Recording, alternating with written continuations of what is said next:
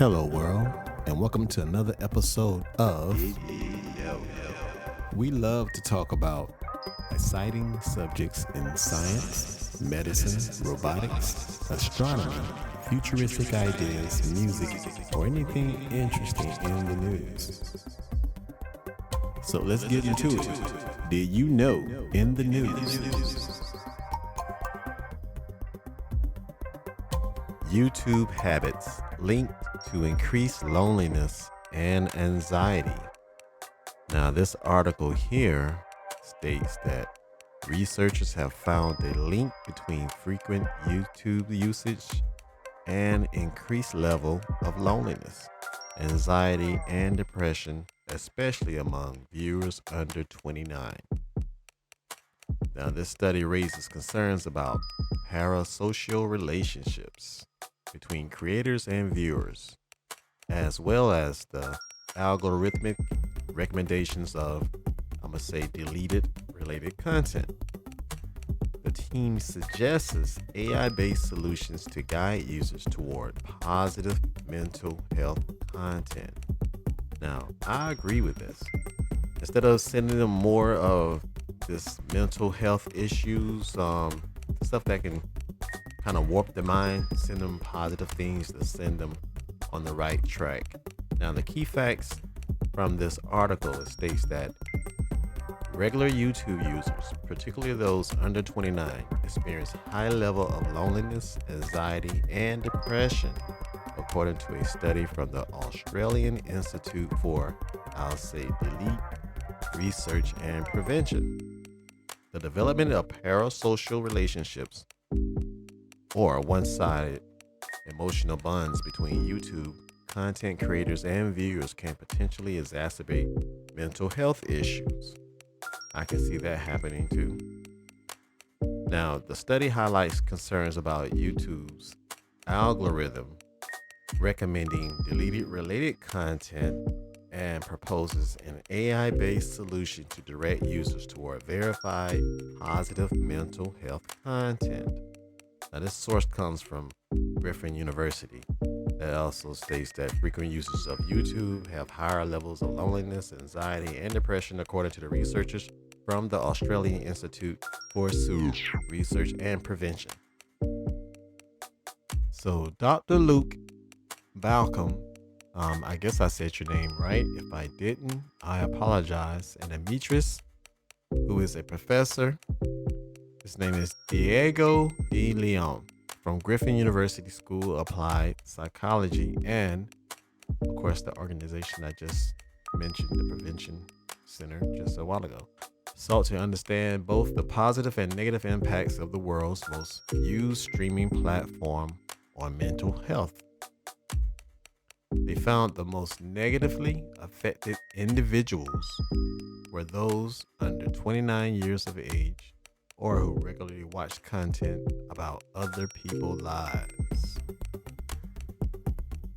The author, Dr. Luke, said that the development of parasocial relationships between content creators and followers could be the cause of concern. Well, could be cause for concern.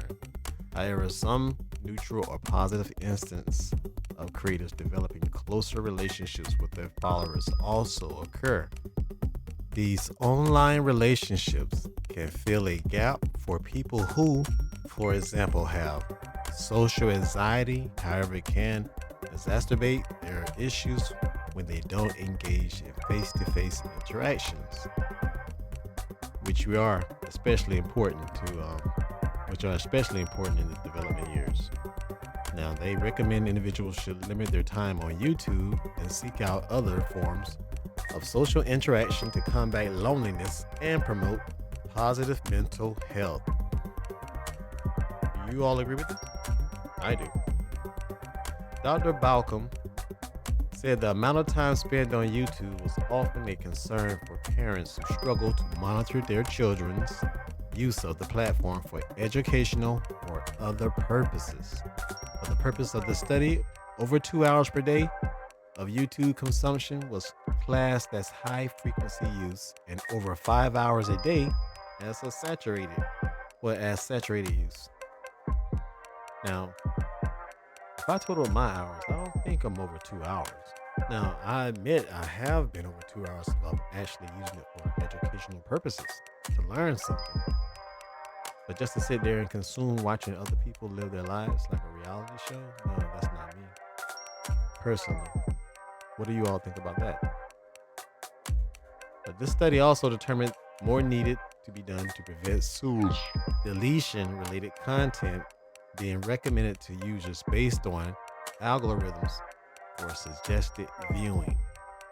While ideally people shouldn't be able to search for these topics and be exposed to the methods, the YouTube algorithm does push recommendations or suggestions based on previous searches, which can send users further down a disturbing rabbit hole.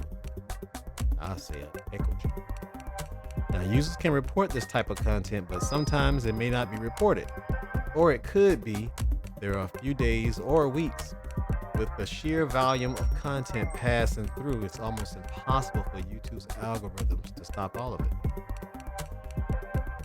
If a piece of content is flagged as a possibility containing deleted or self-harm topics, YouTube then provides a warning and asks the users if they want to play the video.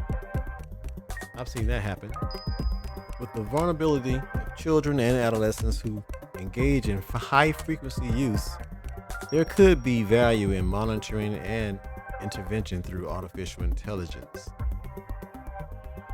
We'll explore human computer interaction issues and proposed a concept for an independent of YouTube algorithmic recommendation systems, which will steer users toward verified positive mental health content or promotions. YouTube is increasingly used for mental health purposes, mainly for information seeking or sharing, and many digital mental health approaches are being tried with varying levels of merit. But with over 10,000 mental health apps currently available, it can be really overwhelming knowing which ones to use or even which ones to recommend from a practitioner point of view. Okay, I get it. There are a lot of apps out there. I've seen them. It can get overwhelming. The article goes on to states that there is a gap for verified mental health or deletion tools based on the mix of AI-based machine learning, risk modeling, and suitability qualified human decision. But by getting mental health and deletion experts together to verify the information from AI, digital mental health interventions could be a very promising solution to support increasing unmet mental health needs. Now, if this was something that was accessible to everyone, because an overwhelming demand, and if they had privacy that people could actually talk and be geared in the right direction, probably would be something I can see a positive impact of this happening. I'm not thinking negative about it. I'm just thinking of steps that are being taken to actually prevent the overwhelming demand. It's a start. It is a start. Now, the abstract for this paper here, the impact of YouTube on loneliness and mental health. There are positives and negatives of using YouTube in terms of loneliness and mental health. YouTube streaming content is an amazing resource. However, there may be bias or errors in its recommendation algorithms. Parasocial relationships can also complicate the impact of YouTube use.